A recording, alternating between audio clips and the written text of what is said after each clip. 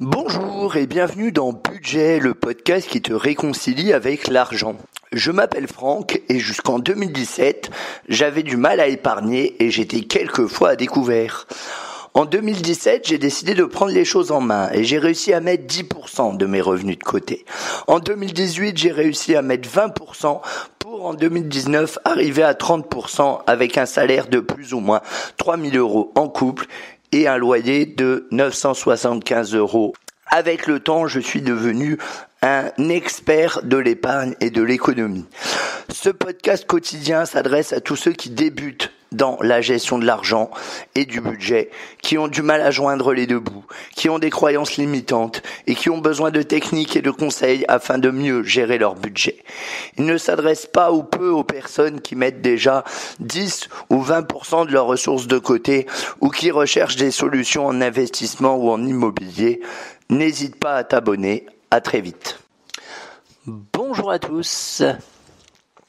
Alors aujourd'hui, on va voir qu'il ne faut pas forcément opposer les choses. Pourquoi je parle de ce sujet-là ? Parce qu'en France, on a la désagréable habitude, tout le temps, pour tout, d'opposer les choses. La société française est très manichéenne, c'est-à-dire que c'est ou c'est bien, et dans ces cas-là, c'est chouette, ou c'est mal, et dans ces cas-là, c'est un désastre.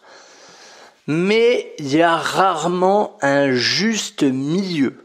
C'est-à-dire qu'on vous incite à vous ranger ou dans le camp du bien ou dans le camp du mal. Pour simplifier un petit peu, les riches c'est mal parce qu'ils exploitent, les pauvres c'est bien parce qu'ils sont pauvres. Voilà. Je caricature, mais honnêtement à peine. Et j'ai envie de vous dire, ça va être un podcast un peu court, parce que on s'en fout.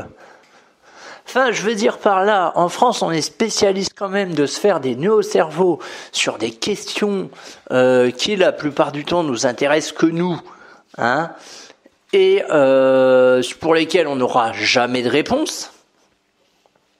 Parce que, est-ce que les riches sont des salauds ? C'est pas si sûr que ça. Je vous invite à écouter mon épisode sur faut-il brûler les riches. Voilà, c'est un peu plus compliqué que ça, même si en France on aime bien détester les riches et encore une fois on aime bien opposer les choses. Moi je pense que c'est clairement un non-sens. Je pense qu'il faut s'en foutre. Vraiment, je pense qu'on a autre chose à faire que de faire des débats sur la politique, la droite, la gauche, l'extrême droite, l'extrême gauche. Je dis pas qu'il faut pas s'y intéresser, mais je dis qu'il faut pas se laisser bouffer par ça. Voilà, réfléchissez plutôt à comment vous allez améliorer votre budget, à comment vous allez améliorer votre santé, à comment vous allez améliorer votre vie, à comment vous allez, éduquer vos enfants, etc., etc. Pour moi, c'est bien plus important comme question. Comment vous allez faire plaisir à votre femme aussi. Pour moi, c'est beaucoup plus important comme question que est-ce que les riches c'est des salauds ? Est-ce que les pauvres ils sont pauvres parce que la société a décidé qu'ils resteraient pauvres, etc., etc., etc. Et je dis pas qu'il faut pas réfléchir à ces questions parce que surtout la question de la pauvreté dans la société est importante et notamment ce serait effectivement intéressant d'avoir un débat. Je ferai peut-être un podcast dessus sur est-ce que la société globale veut que les pauvres restent pauvres. Le débat est intéressant, je dis pas le contraire. Mais il faut pas se laisser bouffer par ça. Il faut pas se laisser bouffer par les informations. Il faut pas se laisser bouffer par le manichéisme. Parce que pour moi, à partir du moment où on commence à ranger les gens dans bien ou mal, c'est le moment où on arrête de réfléchir et d'utiliser son esprit critique. Voilà, c'était tout. C'était juste un petit podcast coup de gueule, du coup, assez rapide. Et je te dis à très vite. Si tu as écouté ce podcast en entier, c'est sûrement que tu l'as apprécié.